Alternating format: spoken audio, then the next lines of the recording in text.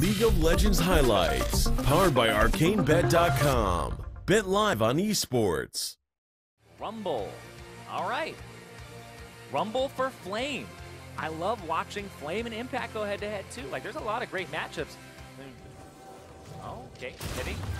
Remember, Flame spotted this with the hawk shot earlier. How early he gets himself into the brush, tries to deny vision, still has a flash. They look mid lane for a gank as well. Ooh. Flames out on the top with a flash, and Santorin able to come in with a chomp. Boy, they're saying UTP into the wrong neighborhood. A crowd. 5 minutes in. FlyQuest say we need to continue to activate this advantage, and it's going to be tanks for Flame. He gets out safely. Santorin now heating up the turret down to 100 HP. Impact left and right. What a dance-off! Oh, God! Ew, that wasn't a yeah, we'll leave it for you. Impact definitely was dancing himself into scene. Actually could have killed him there. Flash to the left, there's flash under, hold on. Oh, shot underneath power, last auto from Pobelter. He gets a bit of retribution from the first blood. Oh my. Gonna actually try to head him off. FlyQuest is doing a great job of just giving Team Liquid a lot to think about. Lamb's Spike goes down. Cannon Barrage is a little bit outside the fight, but the damage is still coming through. Keen slowly walking up. A bubble through the wall could hit Impact. He's just gonna go forward. Stopwatch is there. And coming through the Paddle Star hits just in time. Great hold by Keen. His stopwatch is there. Xmithy, no mana, can't really follow forward, but now they still want him. Santorin takes the aggro to start things off with a smite, and he's gonna get out alive at the end. FlyQuest with a huge play topside. A lot of resources wasted, but they get him. Down double lift and Ole. FlyQuest were just here. They didn't like the situation before, but now they route around Team Liquid. Ole's first. Impact and Double Up taking big damage on the backside of the fight. Xmithy's trying to teeter in to get a few more. Santorin and Flame are low. Are they able to follow through with the kills as Lamb's Spite hits? They're looking for the targets, and they find Santorin. Pobelter comes up huge on the late rotation and takes one down for himself. Keen, JJ, and Flame limp away from the fight as Xmithy skips forward for more kills. Team try to help out, or like you said, put that Rift Herald mid, knowing they're not going to get pressure in from Santorin now. Asleep, almost stopped in. Pobelter coming in with Unleashed Power, and Keen takes a fight that's obviously a 2v1. Top lane now starting to get pushed back as Santorin. They get the heal on the team. A nice block for Ole. They try to get Double Lift as well, just on the back of the fight, but it looks like the mixed focus. Double Lift gets back in to save his support. It looks like they may still go down in the frying pan, though. A very nice try as Double Lift goes full killer instinct on that one, but finds himself on the ground. Yep, and that's the engage. Wild Turtle throws down the air off halfway down the part of the wag to the lane. Oh! He says, no, this is mine. Doesn't even have to use Lamb's Respite. A respite. I think so this is actually really fast in terms of getting 2 evolutions thanks to Stormracer. Keen trying to use GLP, gets himself to save the killer instinct, and immediately Double Lift takes down Zoe. Pobelter drops JJ's Kench. The double kill there for Pobelter as this team can activate in the split. Syndra, 40 CS up. He is playing so well. There you go. How about a 3v1 to take him down? Uses the stopwatch quickly. A 1v1 up top. Scatter. Wild Turtle goes down. Pobelter, yeah, scatters back, and does Double Lift go in? Killer Instinct is on, but he chooses JJ as the target as Keen was the mark. Trying to sneak the global goal just in the pockets of Team Liquid. Currently around 7,000 in the lead as they pick up another Ocean Break. Use the W. They're going to have to go after people who can't really get rid of those effects like this. Redemption coming in. Nice knockouts. They do take him down. The Rangers focus from Wild Turtle. Able to come through with the damage. A few assists there. Kaisa build where you just apply plasma to as many people as possible, and then just try to get the Q and E evolution ASAP. Oh, wait. 10% immediately. Wild Turtle lives with just the sliver devoured in. That's huge if he can get back up on that fast. Oh, my word. Kill. Targeting. Cannon Barrage comes down from Impact. Now they're on to JJ. There's only so much you can do as a support. It was a valiant attempt, and you will also go down. Double Lift drops JJ as it's just too much. There's so much, quite a bit used by Liquid here just to defend without really any answer. Oh, arrow goes through. Pobelter has to be forced to cleanse. Lamb's Respite is down for 3. FlyQuest entering into the fight. They're looking to take down Liquid, shredding the health bars, but not finding the kills. There's one. A second one for Ole. No, Xmithy is first, but Ole will fall as he's forced to run away from the base, teleport into the mid lane from Double Lift as he wants to short change It does have the attack speed over time building up, but Kathy and Rain is in as his killer instinct is on. One kill coming in for Impact. Baron is low. Baron down to 500. It's going to be grabbed by Wild Turtle as they take down Impact. Now the fight's on to double lift as the 3 members in the pit live with a sliver. Getting hit up as FlyQuest feels strong enough to pressure in. Xmithy over the wall, gets a Blade of the Rune King in to try and deter the fight. That's a resurrection. He's going to have to throw it on the alternate. Ole can't get the Lamb's Respite if he goes down first. Xmithy throws it, but Ole has to back up, and FlyQuest is very low as they enter in. A draw indeed as the guns come out, and Double Lift goes crazy with the rest of the team. The killer instinct from all of Team Liquid aces FlyQuest. Right there, Xmithy again throws down the Lamb's Respite, able to survive with the Guardian Angel, and they're walking in. That's the celebratory flash there from Impact saying, it's over, boys. They're going to push for the win. Guns blazing as soon as the fight started. The amount of time they had to see the fight and assess what was supposed to happen with Xmithy coming back up was all that they needed. As Team Liquid now start on the inhibitor turrets, an uncontested base from FlyQuest. It did have its falters, but Team Liquid will find the last Nexus turret and take down the FlyQuest Nexus. It was close. There were some nervous moments very there much Team so. Liquid. That Baron is something they're going to have to look back at, but 5-game winning streak here, undefeated in the second half, as Team Liquid have 4 more games to play, and they move to 10-4 as their record here at the end of week 6. It's gotta feel good. Another 2-0 week. So 2 of those in a row. It was 1-1 week 5, but that streak, as you said, 5 games now. Very, very strong. And so far, Team Liquid has been kind of taking care of business. There were some shaky games, like against Golden Guardian. Kennen possibly, yes! On the other side, Darshan locks in the Kennen. Very well versed in that champion throughout his years of play, so we'll see if he can lock down. AD Kennen behind? That's nice. He becomes pretty useless. Gotta watch out for the slow. Lightning Rush is used. Is gonna put a lot of damage on here. A Cleaver hits and he may go down. A quick sidestep. It's hit. One more auto attack and he is dead to rights. The lane in the bot side is now the focus of a fight.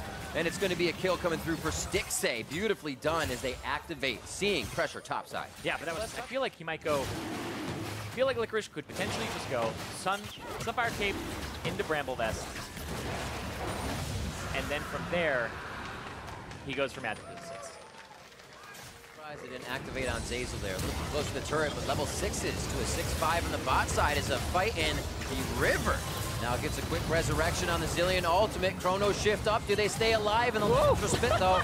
And now it's going to be Blabber possibly getting a kill. He goes down. Stopwatch still used. It follows through on the Realm Warp. And now Stixay, possible Chain of Corruptions. No mana there as the Hail of Arrows slows the entire team. He chooses to go for the all AoE crowd control quick. Zeyzal walks back and forth doing the dance, trying to dodge anything coming. You get a little too aggressive. Darshan's going to flash right there. Are they going to dive? Looking for the stun. No stopwatch this early. To the AD Kennen. Blabber gets out. And so does Licorice. Another kill onto Dark. Oh, door number 2. Here's TP. Drinks him back. A good flavorful drink. Wait. Great year from Yano. Darshan just teleports back in, and it's a good thing he did because Rainover almost went down. Obviously, it was a 2v1 play. Looking for Blabber. Oh, wow. A lot of big damage to start things off. The front end nuke makes Blabber use the ult quickly. And just like a Lee Sin pick, the Gragas cast, knocking them out of the Lamb's Respite, still getting the res on the Chrono Shift. And in comes Sneaky. Killer Instinct is there. They're trying to Realm Warp out of this party. And Sneaky, as Zeyzal being present, causes CLG to back off. Cloud9 with an Ocean, and CLG with Secure their own. He starts to make a bit of a lead. Kind of what they're saying, we'll give up for it. Should be able to happen. Darshan staying focused. Are they going to risk this? Double TP in. It's down to 3,000. Rainover can body slam over. This has to happen if you want to get it. Lamb's Respite goes down. He's forced to flash out as he could go down before the Baron hits.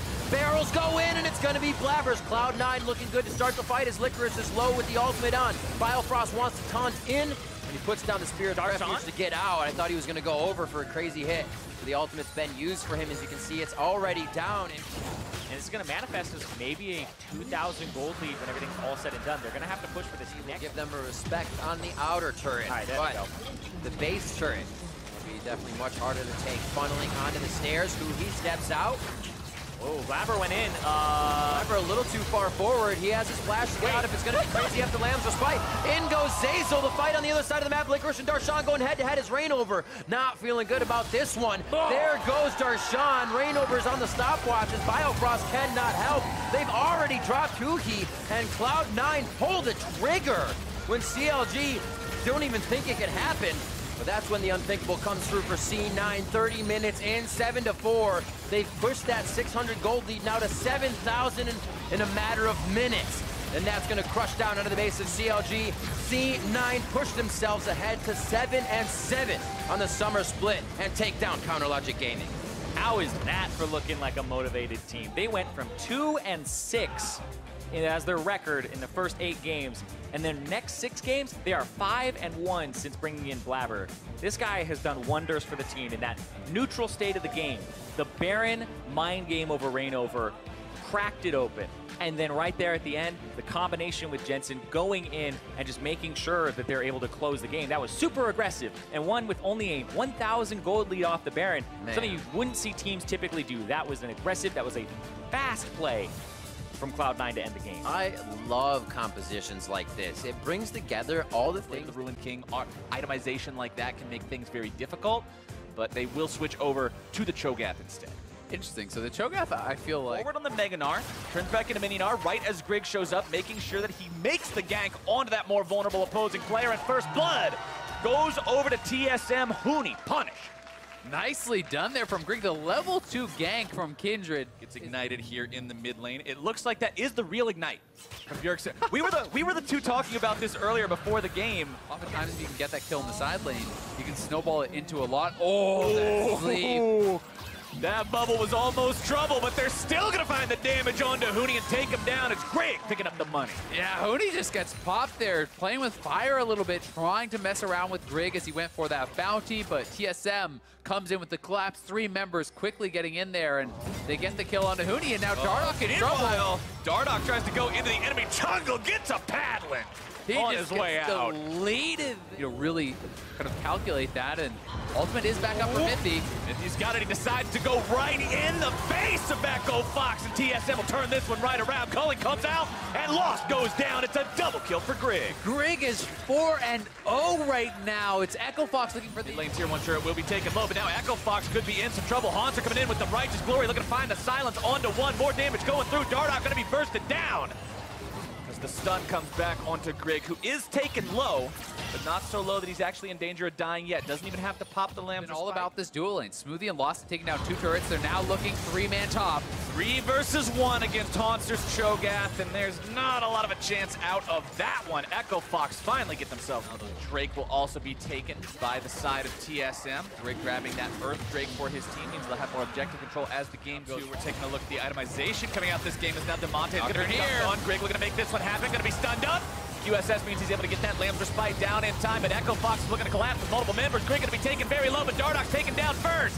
Grigg goes down 2. Shutdown credit over to Huni as Haunter drops next. Echo Fox still looking to make this fight happen. They're going for even more now on to Zen as the damage comes through and Huni stays alive. Echo Fox turning the... yeah, Demonte obviously is at that kind of... Disaster Righteous Glory coming out from Haunter, looking to find the collapse here. It's going to be Smoothie jumped on TSM with no mercy. Find the pick onto the Echo Fox support. Yeah, they get the kill on a Smoothie, ending a flank. Nice binding there over the wall from Smoothie! Oh my God! Gameplay, but... There was a Morgana there 1 second ago, I swear to you. Because we are going to see some crazy damage coming out now as the collapse from Echo Fox onto the top laner from TSM will make sure they can find themselves a kill. Dardoch has to flash away to make sure he doesn't die to that last turret shot that likely would have come out there. But now TSM says, okay, you want to put 3 guys in the bottom lane? We're going to go ahead and look for the Baron now ourselves. Smoothie's the only one hanging around the area right now. TP also going to be channeled now from Huni. Echo Fox really trying to stop this. Bjergsen trying to keep them away. Baron going to be taken now down below 2,000 HP. Mithy looking to run some interference. Demonte wanted to catch somebody on the back of the pit. Looking to find the stun if he can. Will not get it just yet. Bjergsen goes on a killing spree again. This is going to... Okay. Sidesteps both of them. Bjergsen still trying to get himself out of this one. Battlestar comes back out. Lost eats a lot of damage, but Bjergsen will drop there. TSM do manage to find themselves. Infernal, but it looks like Echo Fox are the ones that are there first and should be able to take it down. This is the Echo Fox I know. This is the team that, despite the fact that their opponents are the ones who got there, you know, full kind of damage Huni on the Gnar and an AP Morgana. Rig taken very low there by Damonte. Has to pop his own ultimate, but Mithy ends up messing up the combo and actually shoves Damonte to safety. Damonte pops the stopwatch, keeping himself alive. He's going to be Hanser food, though. The shutdown credit going over to TSM's top laner, but Huni is knocking on the door to the bottom lane. Yeah, Huni push from using that resource. However, they're still able to break the line. They're still able to find the inhib, and TSM come out on top. Yeah, and Huni's not going to have time to actually knock. That is why Echo Fox is looking for these side picks. Dardoch going in onto Bjergsen. That's going to be a massive pick if they make it happen, and Damonte guarantees they do. Hanser now having to run away from Huni, who, remember, although he's pretty squishy, is one scary boy on this high damage Gnar build. Will sidestep his way out of the rupture. TS still not even 2,000 gold apart, 34 minutes in. As now Huni's getting himself jumped on. Nice flash over the wall, but Dardoch comes in and says, all right, we're going to look to turn this one around. But considering his top laner already went over the wall, the coordination not quite there from Echo Fox. Sven dashes forward. Huni's still hanging around thinking maybe we make something happen here. Mithy's going to be found out in the river. Likely going to be some trades going on here as Sven's taken down. Huni able to find the kill on the enemy marksman. Mithy drops now as well. It's the bottom lane of TSM dead. The top side of the map for Echo Fox. Not able to find the chains of corruption he needs. Still looking to do so much damage. It's Hanser secure the Baron. But now TSM's in some trouble. Echo Fox makes their way into the pit. The Lamp despite is down. Bjergsen looks to go into the pit. Will not find anything with the paddle star. Damage over the wall comes out. And Damonte scores a goal as Bjergsen does manage they can. Elder Drake down to about 1,000 HP. It is going to be secured there by Grig. Echo Fox is just hiding in the bush. Snake. Hiding out. Quick, don't now move. He's found his way onto Hanser. Looking to make this play. It's Dardoch coming in from the side here as well, making sure they're able to find it. The Gargoyle Stoneblade is going to be popping. It will not be enough. Grig tries to come in from the side, looking to collapse, maybe do something. Nothing left defending the inhibs. Huni will continue to push there in the bottom side. Echo Fox finally puts themselves into a defensive position to prevent TSM from taking anything else. So far, it's one inhib for nothing. Damonte finds a stun onto one. Chain CC coming out onto Hanser. He is definitely caught out here. Bjergsen goes over the wall, but he's already dead. Lamb's Respite's not going to keep him alive today. Huni get the game, they're teaming again. TSM, they've got to try to get out of here as Echo Fox wants to end the game. I think this is it. On an axis. He's got the minion wave. He's got lost. And Echo Fox has got their win.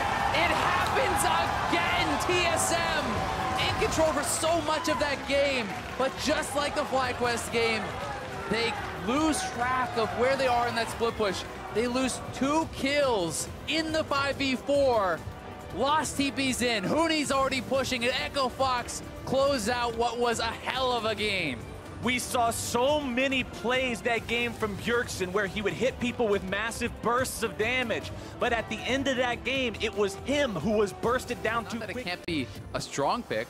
Poppy, I think, can fight more evenly against the Jace, and Poppy, you know, being able to kind of interrupt the hammer for him. Now they know Contracts is here. Poppy ult finds its way onto Sunday's Jace. However, the Sleepy Trouble Bubble does connect onto Contracts. Damage coming through with the Paddle Star here. TP going to be used on the side of Golden Guardians. Looking to shut this one down. 100 Thieves still looking to find the damage first. Sunday's going to be targeted down now by the turret. Lorlo trying to escape. 100 Thieves look to find the damage, and they have it. Here. Attacks coming through. Mickey wants to find the damage onto these guys. The Sleepy Trouble Bubble doesn't hit the mark. Mickey wants to provide that extra little bit of burst. They will do it. The kill goes over to Matt. They wanted to, as Ryu is about to try to make something happen at the mid lane, but topside is Sunday who's in some trouble. Contracts moves in and makes sure he provides some relief for Lorlo. Yeah, they get that kill. That's going to be a big one. No ultimate. You set the ball on top of where the ultimate's going to come back to. But here is a potential 2v2 on the top side. Contract's getting low. Very, very low. Nice interrupt there. Sunday will not be able to complete the jump with Through the Skies, but he still got the damage with the auto attacks. They make sure they give that one over to him. So the gold keeps on coming in. Nice turnaround there from back off the turret. He doesn't know if the Sejuani is just waiting to dive him, right? So he's kind of backing up a little bit. He's trying to play it safe. His turret is getting very low as a result. And it is trying to take this Rift Herald, and pretty darn low doing it. Should be able to knock it down here. Will he die, though? He might. Ooh, Mickey's close. And nope. No way out of that one. Mickey picks up the free 300 gold. Or large fights, better skirmishes, as the catch could potentially find its way now onto Contract, who's completely exploded by the power of 100 Thieves. Drowsy makes its way over onto Mickey, who has to use the cleanse to get away. Should just accept that death and not join in the play. Unfortunately for them, the TP came in. 100 Thieves easily disengages. Meanwhile, Mickey finds himself in the grave yet. Available, so nothing he can really do there. And now the dive on the bottom side. Cody oh! Nice shot from Definitely making sure they shut him down there as Anda Still in turret. tries to get away. Takes a few more shots on the way out. Good one. There's a little bit of HP in there. Okay. You got to give me the QSS as MR last game. I get to give you the Oblivion Orbis health this game. We're even. And the question becomes, can 100 Thieves pressure elsewhere? And for now, not. It's actually 100 Thieves getting pressured here in the mid lane until Aframu looks to turn it all around. The damage comes through and Contract's going to be taken down immediately. Matt's going to join him there right thereafter as the Drowsy comes through, finds its way onto Deftly. Anda trying to hobble his way out of this one. Just actually commit it and try to just focus down even Anda, one of the tanks, try to knock someone CS advantage, get too much more big, but there they go. Nice from Contracts there, looking to catch out Ryu. It's not going to be enough, though, as now the counterattack from the Thieves comes in. Contracts taken down as the Chain CC finds its way onto Matt. It's a 2-for-0 going the way of 100 Thieves. Someday still bottom lane as well. Definitely and Lorlo want to rotate. Someday never even had to join, and they have taken full control over this game. Right when I said, a lot of times you need Baron to take the base. Heroic can make a stand, but it's so hard to do when you're this far behind. Golden Guardians will look to defend 3 different points, but they'll lose 1 in the top side. They're about to lose the 2nd in the bottom lane. The 3rd in mid under pressure. That final inhibitor turret will fall here. Bottom side inhibitor. They'll leave the cannon minion to do it. Someday walks up and grabs the last hit on that. It's 1 lane left. Golden Guardians still trying to hold on here. Aframu pops the quickness just to zone everyone away, make them back up. Golden Guardians now looking to go in. Nice dodge away with the ulti there from Cody's son. Ryu also backing himself out into the back line. Someday on the flank. His Contracts already dead as 100 Thieves find 1, and they'll continue to push straight into the Nexus turrets. 100 Thieves just completely choking them out with this Baron. It looks like this is going to be it, Flowers. I want to go back to what Avali and Prawley talked about, because Prawley was confident that this would work out. He was confident in the Jace, in the team as a whole, and in their draft, and it has worked out wonderfully so far. 13,000 gold off. 1 Nexus turret left standing for their opponents. They'll knock that one down here in just a moment. Golden Guardian still 4 versus 5 for the next 15 seconds. Lorlo on the front line, going to be taken very low, has to flash away, but it's only back to the fountain to watch the Nexus fall, and 100 Thieves will take the win. Such a well-played game here from 100 Thieves, really just enabling Someday on this Jace 2 split push. I think Anda had a fantastic early game, really being up there to counter gank a couple times, being up there to kind of get him some advantages, to put him ahead in the early stages, and then Golden Guardians was never able to find that engage that would work out for them, to crush the split push on the side lane, or to find that 5v4. Every time they tried to go for it, 100 Thieves was either able to win out or disengage. This is highly possible. There we go. Now we can get excited. It's Yorick locked in for Optic. I was happy to see the best Clutch can do right now is break even at 9-9. That can still get you into playoffs, but it's a difficult spot to be in. And speaking of difficult spots, Dokla's going to find himself the victim of the level 2 Kindred gank. There's no way out of that one. Don't even waste the flash. First blood over to Lyra. 2 Kindred ganks today at level 2 where they're able to actually translating it, if nothing else, over into an early Drake is addressing those problems that we were talking about with the team earlier. Yeah. Things running away. Giving up a lot of advantages in the meantime. We'll see if this collapse can happen on Lyra. Canadian wants that punish. Blast cone over the wall from Dokla to make sure Lyra doesn't have that as an escape mechanism. Maiden also going to be summoned up. Nice use of the Yorick W there. Again, we're seeing that more damage-heavy Gragas, the guy who can facilitate those one-shot initiations. Hourglass also on him means Acadian build heavier into AP and trying to look for more damage himself. Considering they're trying to play for this split push game, he is the front line for his side, as Dokla will be run down by Solo here in the top lane, who needs a little bit more damage to find the kill. Follow-ups coming in from the rest of Clutch Gaming, who aren't able to find the collapse onto that Optic top laner. Optic tries to rotate over in time, but they will not do it. Yeah, really, Relapse is coming in. 4 members down here. Bevin and Lyra are behind. Bevin's got the stun. Scatter the weak onto Dokla. More damage coming through. Calling down onto Acadian as now both health bars evaporate, and Clutch Gaming finds 2. Clutch just responded to that so damn well. Solo surviving a long time, dropping the early ult to slow them down. Drake put that count at 2-1 instead of 3-0 in the favor of Clutch Gaming. So Optic at least has everybody. They've got Dokla as part of this 5 side as well. Solo's decided to go for the ulti here. Hakuo looking for the Glacial Fissure, able to find it onto Power of Evil. Optic needing to retreat now. Dokka's still going to be on the front line. Hakuo taken low. It's Solo who now may be in a spot he doesn't want to find himself at. Hakuo and Solo both below half HP. Dokka also soaking some damage. Remember though, that's your Yorick. Big wants to go in, find a hook onto somebody of value. Apollo dashing his way out of that one. They're still looking to find that Infernal Drake, but it's secured by Lyra and Clutch Gaming. Yeah, both teams gonna have to disengage. Nicely done there for Clutch, and Optic will... Yeah, nope, he gets away just fine. Lyra takes a little bit of damage on the way out. Two-shot barrage fired off. Optic are still really thinking about this one. They want to look for something here. They know that Hakuo and Lyra both have a little bit of damage into it as Apollo finds a kill onto Big, coming around from the side.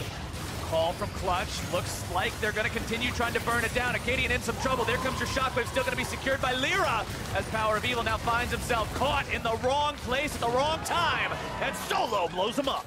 Clutch finally go to the Baron. Any sort of a free death just yet. Hakuo now on the front line, able to find the Winter's Bite down onto Big, who has to dash himself away.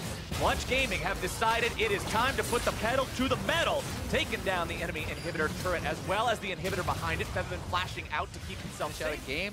They're on a 5-game losing streak. Optic on a 5-game winning streak, and Big might just be gone. It might shift around right here as the culling comes out. No way away from all those bullets. Apollo grabbing another kill onto Big.